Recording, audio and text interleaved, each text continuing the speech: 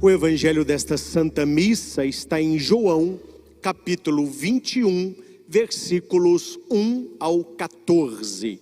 O Senhor esteja convosco. Ele está no meio de nós. Proclamação do evangelho de nosso Senhor Jesus Cristo, escrito por São João. Glória a vós, Senhor. Naquele tempo, Jesus apareceu de novo aos discípulos, à beira do mar de Tiberíades. A aparição foi assim: estavam juntos Simão Pedro, Tomé, chamado Dídimo, Natanael de Caná da Galileia, os filhos de Zebedeu e outros 2 discípulos de Jesus. Simão Pedro disse a eles: eu vou pescar.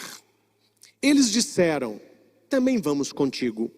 Saíram e entraram na barca, mas não pescaram nada naquela noite.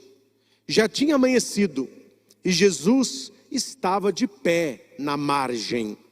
Mas os discípulos não sabiam que era Jesus. Então Jesus disse: moços, tendes alguma coisa para comer? Responderam: não. Jesus disse-lhes: lançai a rede à direita da barca e achareis. Lançaram, pois, a rede e não conseguiam puxá-la para fora, por causa da grande quantidade de peixes. Então, o discípulo a quem Jesus amava, disse a Pedro: é o Senhor. Simão Pedro, ouvindo dizer que era o Senhor, vestiu sua roupa, pois estava nu, e atirou-se ao mar. Os outros discípulos vieram com a barca, arrastando a rede com os peixes. Na verdade, não estavam longe da terra, mas somente a cerca de 100 metros. Logo que pisaram a terra, viram brasas acesas, com peixe em cima e pão. Jesus disse-lhes: trazei alguns dos peixes que apanhastes. Então Simão Pedro subiu ao barco e arrastou a rede para a terra. Estava cheia de 153 grandes peixes. E apesar de tantos peixes, a rede não se rompeu. Jesus disse-lhes: vinde comer. Nenhum dos discípulos se atrevia a perguntar quem ele era, pois sabiam que era o Senhor. Jesus aproximou-se, tomou o pão, distribuiu por eles e fez a mesma coisa com o peixe. Esta foi a 3ª vez que Jesus, ressuscitado dos mortos, apareceu aos discípulos. Palavra da salvação. Glória a vós, Senhor. Que o Santo Evangelho perdoe os nossos pecados e oriente a nossa vida. Amém. Aleluia, aleluia, aleluia, aleluia, aleluia, aleluia, aleluia, aleluia.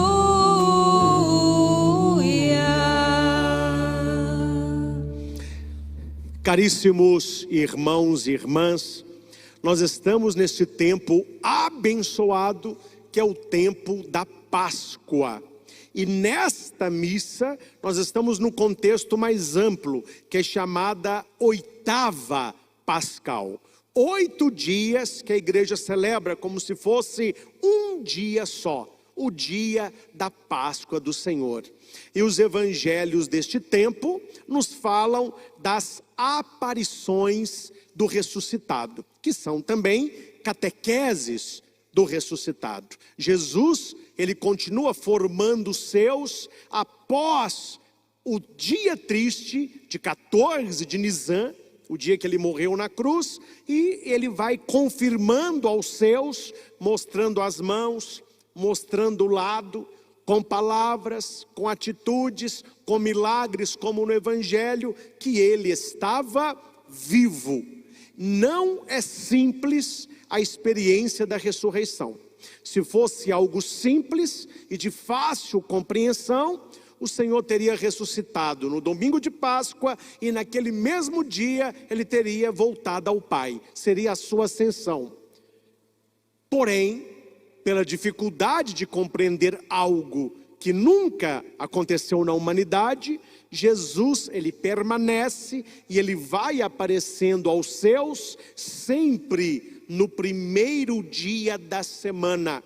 É por isso que para o cristão e para nós cristãos católicos, o dia do Senhor é o domingo. A palavra domingo vem do latim domenica, que é a junção de dies, domini. Dies é dia, domini do Senhor. Que dia que é o dia do Senhor? Já responde, domingo. É o primeiro dia da semana, porque Jesus ressuscitou no domingo. Qual é o dia sagrado para o judeu? O dia deles estarem na sinagoga, o dia de honrarem a Deus de Israel. É o sábado, porque eles são da antiga aliança. Eles não aceitaram a novidade de Jesus. Para nós cristãos, depois da ressurreição de Cristo, nada acontece mais no sábado. Todas as aparições de Jesus é no domingo. Pentecostes, a descida do Espírito, é no domingo. A ascensão do Senhor é no domingo. Os discípulos começam a celebrar a Eucaristia no primeiro dia da semana, que é o domingo. Então o contexto que aqui está é que naquele dia Jesus apareceu aos seus apóstolos. Aqui na aparição de hoje, que está no capítulo 21 de João, do 1 a 14, eles estão no mar de Tiberíades. E por que que João coloca este lugar? Por que que eles não estão em outro lugar? Porque para a maioria dos apóstolos, aqui foi a origem, o início de tudo. Foi aqui que eles pescavam. Era nesse lugar que eles ganhavam o pão de cada dia. E foi neste lugar que Jesus, andando com os pés na espuma da praia, fez-lhes o convite: vem e segue-me. Então muitos que seguiram o Senhor viviam aí. E uma vez que o Senhor morreu, eles voltaram para a origem, voltaram para o Gênesis da história. E é interessante como que o texto é muito rico, não dá tempo aqui de falar de tudo, mas algumas curiosidades vale a pena para você se encantar como eu me encanto com a palavra. Este texto que nós escutamos tem a palavra Jesus 10 vezes. Depois você pode ler João 21, de 1 a 14, você verá a palavra de Jesus repetida 10 vezes.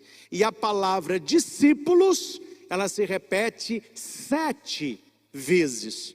E por que 7 vezes? Porque eram 7 homens. Então quando você lê Simão Pedro, Tomé, Natanael, os 2 filhos de Zebedeu, os 2 discípulos, são 7. Por que 10? A plenitude de Deus. Por que 7? Sinal de milagre.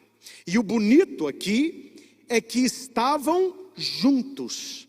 E é interessante como que João brinca com as palavras. Os outros discípulos aqui, têm características próprias. Porém, ele usa a expressão para nomear aquele que seria o primo inter pares, o primeiro entre os iguais, que é Pedro.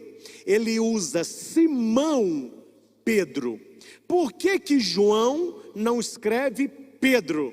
Ele coloca Simão Pedro, porque o nome dele era Simão. Jesus muda para Pedro. Quando João escreve Simão Pedro, ele está mostrando que nós parecemos também com este homem, que somos muitas vezes dúbios, ora com muita fé, ora com descrença, ora com vontade de rezar, ora com preguiça de ir na igreja, ora rezamos um rosário, ora não queremos rezar nenhuma Ave Maria. Então este Simão Pedro é um homem que está ainda à procura. Ele está à procura de um sentido maior para a sua vida. E o bonito aqui é que os discípulos acostumaram a estar juntos. Quando Pedro diz, olha a frase de Simão Pedro, eu vou pescar. Ele não chamou ninguém para pescar com ele. Ele tomou uma atitude que é dele, eu vou pescar. Os outros disseram, nós vamos também contigo. Entre esses 7, 4 eram pescadores profissionais. E entre eles, o melhor era Pedro. Pedro, no contexto bíblico, ele era como se fosse um dono de uma frota de barcos, não é? Então ele comandava vários pescadores que trabalhavam para ele, e ele ensinava as artes do mar. Ele largou tudo isso para seguir Jesus. Uma vez Jesus morto, Pedro volta a pescar, e os outros 6, nós vamos pescar contigo. O texto diz que eles trabalharam a noite inteira e não pescaram nada. E aqui, eu não estou falando de pescador de final de semana. Não estou falando de pescador de hobby, pescador com varinha. Estou falando de um homem experiente, de um senhor experiente, que conhecia mais o mar que a casa dele. Que conhecia mais os mistérios do mar do que os mistérios do coração de Cristo. E ele sabia a arte de pescar, e ele pescava bem, ele era bom no que fazia. E 3 profissionais o ajudavam, e os outros ali estavam. Porém eles jogaram a rede a noite inteira, e aqui o texto diz que eles não descansaram, que eles pescaram a noite inteira. Imagina o cansaço e o desgaste. Joga a rede para o lado direito, joga para o lado esquerdo, joga lá na frente, joga aqui atrás, muda o barco de lugar, e as horas passando e nada, absolutamente nada. Meus irmãos, coloca uma coisa no seu coração: você pode ser bom no que você faz. Eu acredito que em certas coisas você é o melhor do que você faz. Mas se você estiver sem a luz que é Jesus, por isso o texto fala que eles foram pescar à noite. Pode ser uma noite sem sol, mas pode ser uma noite da alma, uma noite do Espírito. A pessoa que está longe de Cristo, ela está vivendo de noite. E ela pode fazer tudo que ela consegue fazer, só por ela não terá fruto algum. Só pelo esforço pessoal, nós não vamos chegar a lugar algum. Aqui eu estou falando de Pedro, alguém que é experiente, alguém que sabe pescar. E ele não pescou absolutamente nada. E Pedro não estava sozinho. Ele tinha mais 3 pescadores profissionais. Ele tinha mais 3 para ajudá-los. 7 homens não pescaram uma piaba. O que o texto está me falando? Não adianta o esforço humano se falta a graça de Deus. Não adianta inteligência, sabedoria, diploma, influência, nada nos saciará. Sem Cristo a rede entrará e sairá do mesmo jeito, vazia. Esta é a lição da primeira parte do Evangelho. A lição positiva é que eles trabalhavam juntos. Uma outra lição positiva é que dos 7 que entraram para pescar, ninguém voltou antes. Falou, olha, não tem nada não, eu vou dormir. Vocês aí se viram, eu vou tocar a minha vida. Eles começaram juntos. Eles passaram a madrugada juntos, e quando amanheceu o dia, juntos estavam jogando a rede. Nós precisamos, no barquinho da nossa vida, colocar esse tipo de gente. No barquinho da sua vida, coloque esse tipo de gente. E olhe que aqui estão 6, Pedro mais 6. Então, nós precisamos parar com essa carência que as pessoas estão nos dias de hoje. Eu quero ter 100 mil amigos, eu quero ter 1 milhão de amigos, eu quero ser amigo de todo mundo. Isso é ilusão. Você pode ter 1 milhão de fãs, 1 milhão de seguidores, 1 milhão de admiradores. Amigos, encham a mão e olhe lá 2. Coloque na sua vida pessoas que estejam com você, se tudo der certo ou se tudo der errado. Tenha na sua vida pessoas que não te abandonem quando você não consegue fazer nada, quando você não consegue produzir nada, quando você não consegue pescar nada, quando você acha que é nada. Coloque esse tipo de gente que faz com que o milagre aconteça na hora certa.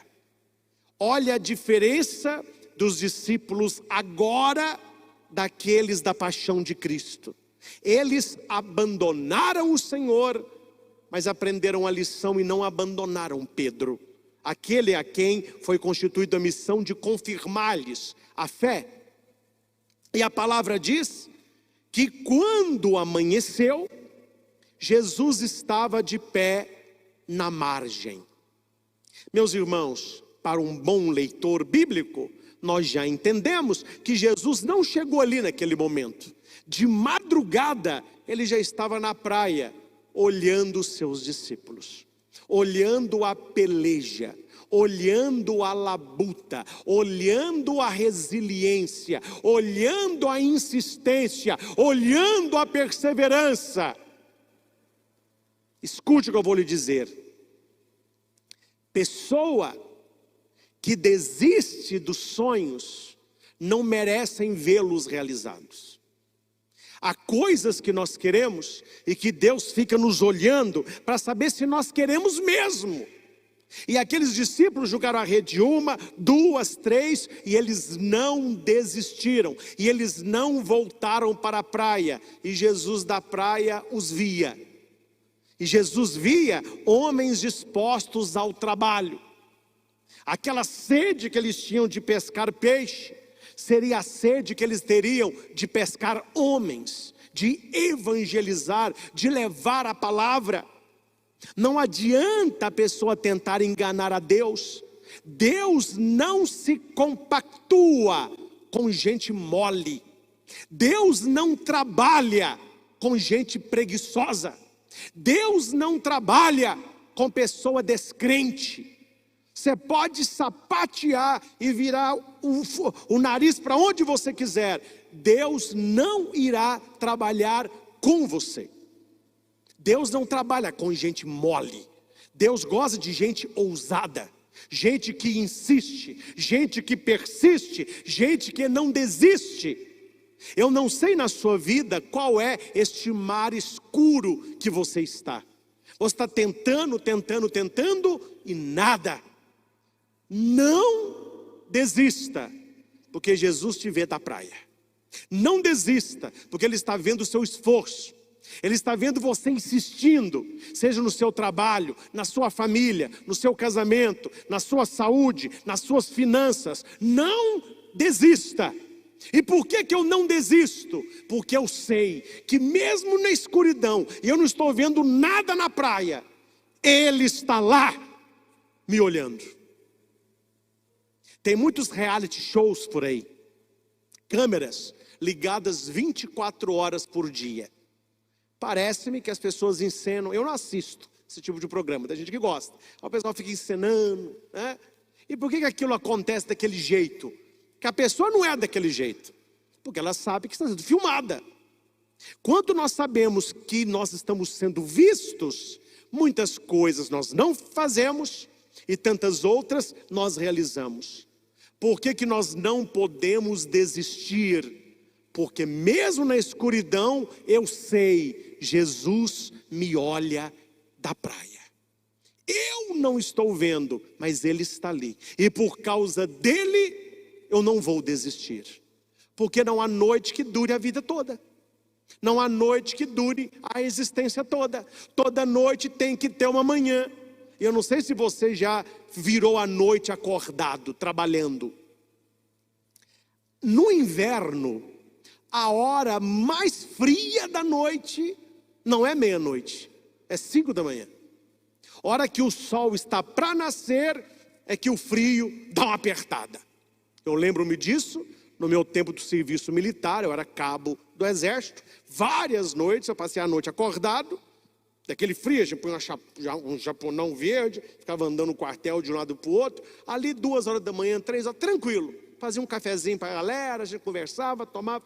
Hora que ia chegando 4h30, 5, 5h30. Meu filho, o caboclo vigiando, batia o queixo. E por que apertou o frio? Porque o sol está nascendo. Já provaram pelos grandes binóculos como é que é o negócio de ver as estrelas? Telescópio. Que a hora que o planeta fica mais escuro é quando está mais próximo de nascer. Esse contraste, a briga da luz com a treva. Se a sua vida, as coisas não melhoraram, mas apertaram, não é para você desanimar aí. É aí que o sol está perto de nascer. É aí que a sua vitória está próxima de chegar. Não sei se você já viu na internet alguma figura sobre um caboclo que está com uma machadinha, e ele vai cavacando, está lá, primeiro dia, aí no último dia, ele sua, ele desiste. Se ele desse mais uma, ali estaria um diamante. Ele desistiu na hora que ele iria vencer. Que hora que nós vamos vencer? Nós não sabemos. Então não desista. Que pode ser que o dia que você desistir fosse exatamente o dia que você venceria. E olha que interessante. Já tinha amanhecido e Jesus estava de pé na praia. Agora entrou a luz. Jesus, ele é o nosso amanhecer. Ele é o amanhecer por excelência. E quando Jesus está na praia, as coisas ficam claras. Aí o sol nasceu, aí já não é mais noite, aí já é dia. E Jesus toma a iniciativa. Ele puxa conversa. Moços, tendes alguma coisa para comer? Eles estavam a 100 metros de Jesus, viam Jesus na praia, mas eles não sabiam que era Jesus.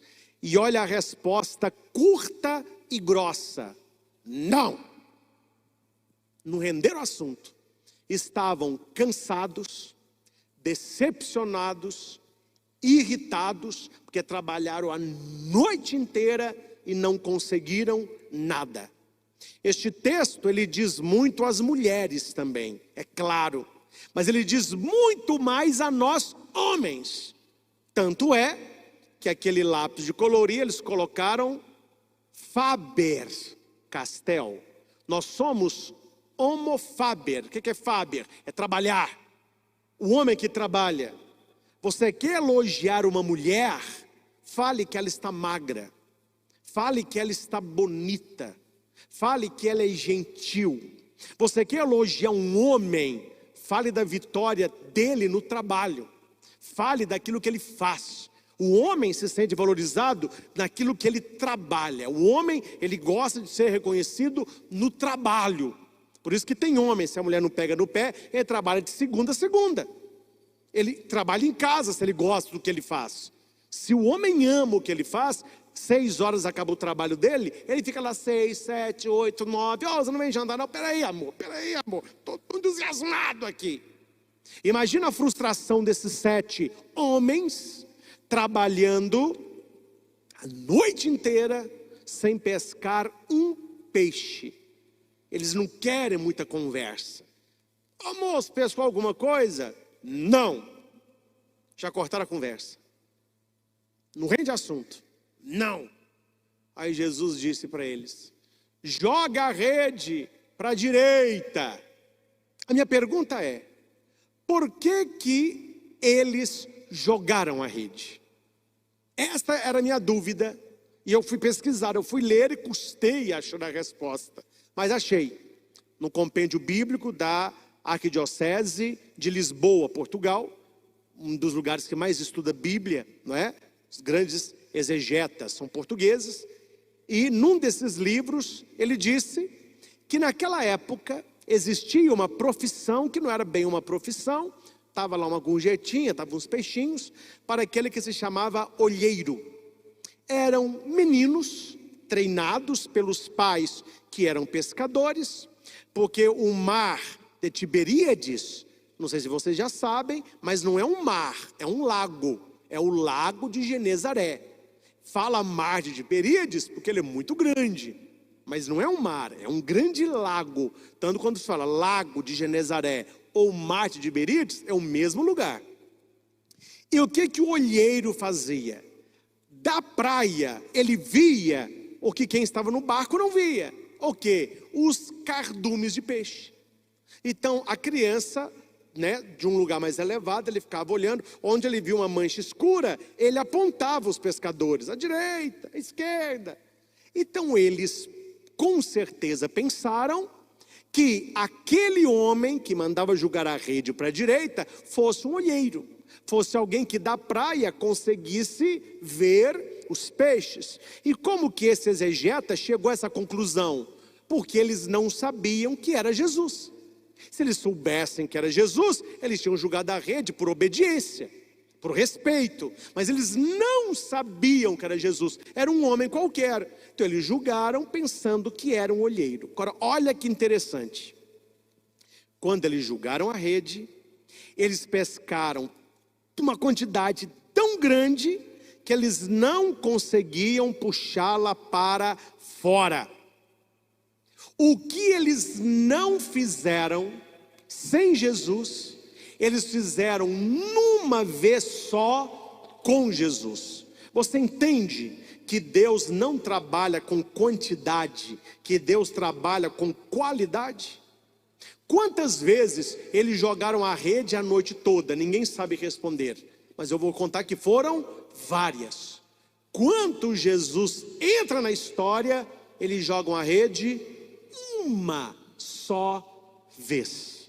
Deus não faz obra pela metade. Quando eles jogaram a rede, eles pegaram tamanha quantidade de peixe e que a rede não se rompeu. Essa rede simboliza a igreja que acolhe pessoas de nações diferentes, de costumes diferentes, de liturgias diferentes, mas a rede não rompe, a igreja não parte a sua unidade.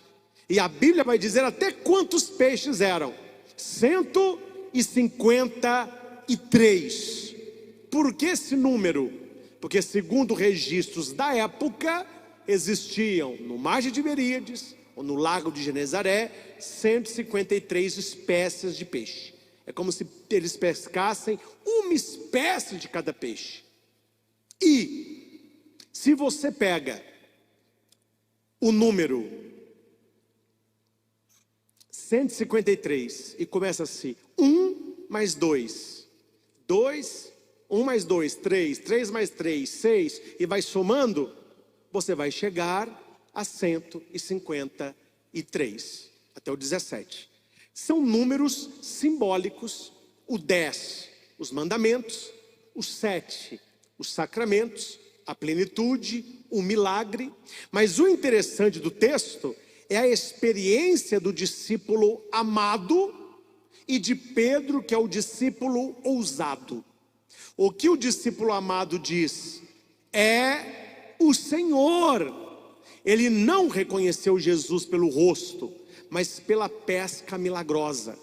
Jesus que caminhava pela espuma do mar, aqueles pés que caminharam ao encontro de Madalena, aqueles pés que caminharam junto com os discípulos de Emaús, aqueles pés que visitaram posteriormente Tomé, a sua mãe, Madalena, agora caminhava na praia. Quem ama vê mais longe. Quem reconheceu a Cristo? O discípulo amado.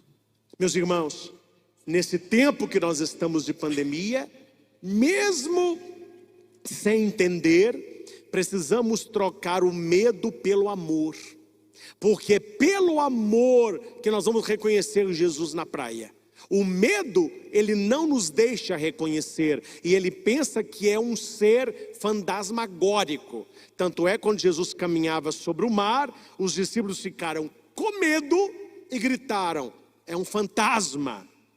Agora, João não diz é um fantasma, ele diz é o Senhor. Só que quem ousou não foi João, foi Pedro. Pedro coloca a roupa porque está nu. Aqui na Bíblia o nu não é nudez física, porque o judeu não fica nu. Ele tem um soldário, que é um pano que parecia uma cuequinha, mas é um lençol que vai se dobrando. E ele coloca a roupa e pula no mar. Aqui fica uma pergunta: quando nós vamos nadar, nós tiramos a roupa. Pedro está nu, ele põe a roupa para nadar. O que João está nos ensinando? Que não é só uma túnica, não é só uma roupa de pano. Ali é a roupa da fé, é a roupa da esperança, é a roupa da ressurreição. O Senhor está vivo e ele pula no mar. E por que Pedro pula no mar? A quem responde é Santo Agostinho, num dos seus sermões da Páscoa. Aquele mar simboliza a pia batismal. Quando Pedro pula no mar, Pedro simboliza a igreja, e o encontro com Cristo ressuscitado passa pelas águas do batismo, que ao mesmo tempo que a morte é a ressurreição com Cristo. E o mais cabuloso do evangelho, ninguém prestou atenção. Quando Pedro chega na praia, Jesus já está lá com o peixinho, com os pães, convida os outros para chegarem, os outros também chegam, e Jesus pede: traga-me desses peixes que vocês pescaram. E a leitura diz que Pedro subiu ao barco e arrastou a rede para a terra, com 153 peixes. Tem alguma coisa aqui. Lá atrás disse que os 7 custaram a tirar a rede do mar, e agora só Pedro arrasta a rede para a praia. O que João está nos passando? Que sobre Pedro pesou a responsabilidade de manter unido o que é diverso. É por isso que o Santo Padre é o ponto de unidade de toda a igreja. Liturgias diferentes, culturas diferentes, costumes diferentes, mas o mesmo catolicismo, a mesma fé. E quando os discípulos chegam na praia, o que Jesus celebra com eles ali? A Eucaristia. Ele pegou o pão, convida: vinde comer, tomou o pão, distribuiu entre eles, e fez o mesmo com o peixe. Era a Eucaristia. Meus irmãos, como estávamos, pelo menos os fiéis, com saudade de missa, saudade de Deus. É aquilo que Jesus disse no Evangelho, é aquilo que a igreja diz para nós, seus filhos, todo domingo: vinde comer, vinde para a missa. A pessoa que pode ir para a missa e não vai, é como se ela estivesse nesse barquinho e Jesus chamando os discípulos para a praia, e os discípulos: eu não vou, não quero, não tenho tempo, tenho outro compromisso. É a mesma coisa. Quem diz não para a missa, está dizendo não ao convite de Jesus. Vinde comer o pão da palavra, o pão da Eucaristia, pão partido, missa. Ali na praia, Jesus novamente se distribuiu a eles.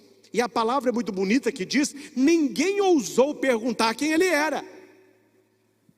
Ninguém perguntou, pois sabiam que era o Senhor. Não reconheceram na face, mas com certeza, quando Jesus estendeu a mão para entregar o pão, eles viram as chagas, as santas chagas. Meus irmãos, este evangelho nos ensina a manter a fé. Olha a diferença de um barco que pesca de noite sem Jesus e o barco que pesca de dia, ouvindo a voz do Senhor. Deus quer um povo instruído. Deus quer um povo sábio, um povo formado, um povo que sabe qual lado que se joga a rede. Eu não vou entrar nisso agora, que nós não temos tempo hábil. Mas uma das pescas milagrosas, eles jogaram as redes para a direita e para a esquerda. Agora Jesus só diz para a direita. porque Ele põe à direita as ovelhas que são dele, e Ele põe à esquerda os cabritos, que irão para o fogo eterno. Nós estamos à direita do Senhor. Nós somos o seu povo escolhido. Nós somos a sua raça eleita. Por mais que a sua vida esteja difícil, saiba, o Senhor te vê. O Senhor te conhece. O Senhor te acompanha da praia. E se você não desistir, por mais difícil que seja, vai chegar o seu amanhecer. A luz voltará a brilhar na sua vida e o milagre acontecerá. Lançaram inúmeras redadas, não pescaram nada. Com Jesus, numa redada só, pescaram que não pescaram a noite toda. Vale a pena reservar tempo para a oração. Nós somos muito de fazer, muito de agir, trabalhar, produzir. Nós temos que desacelerar, pisar no freio e reservar tempo para a oração.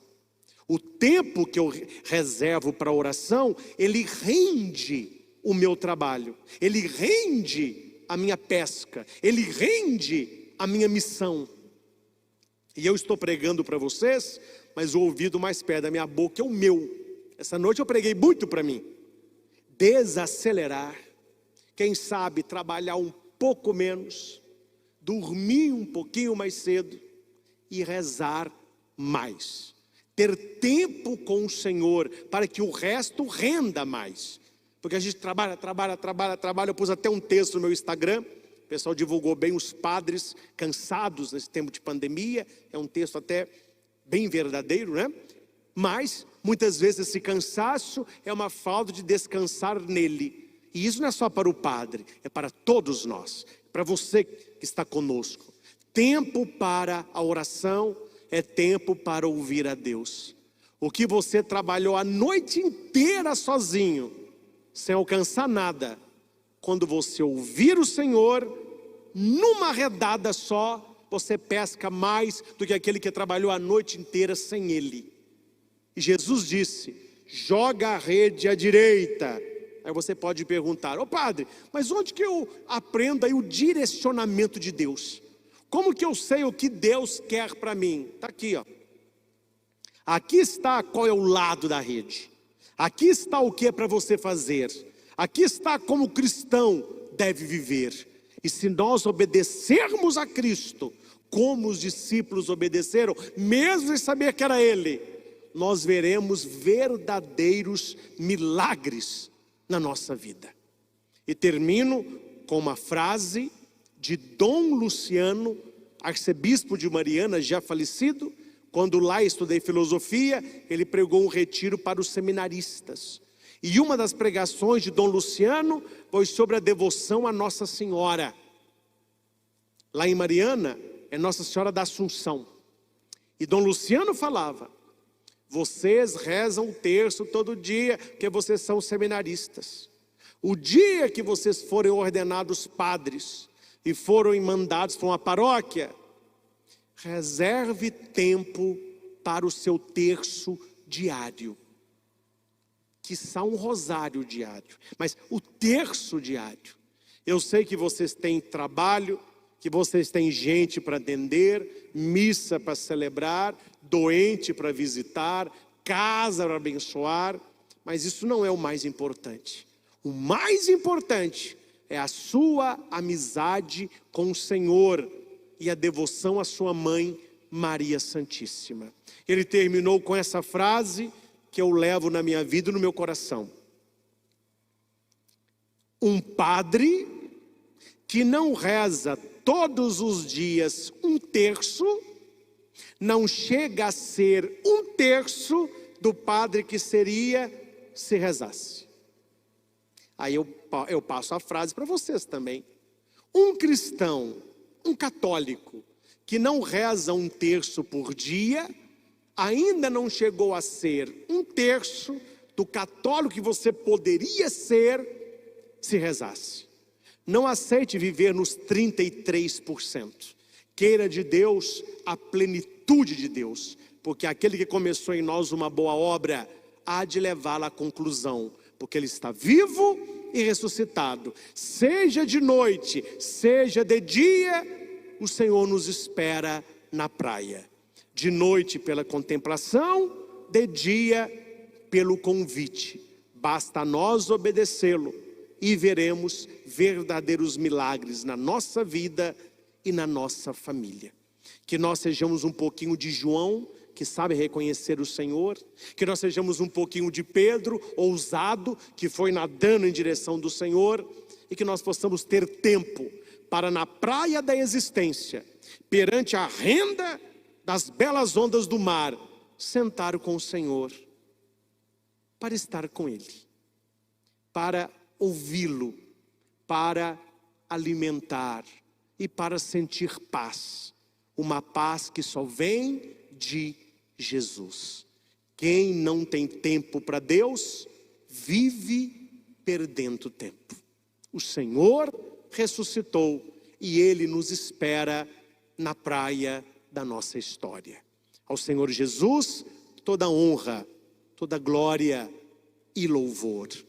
Louvado seja nosso Senhor Jesus Cristo, para sempre seja louvado.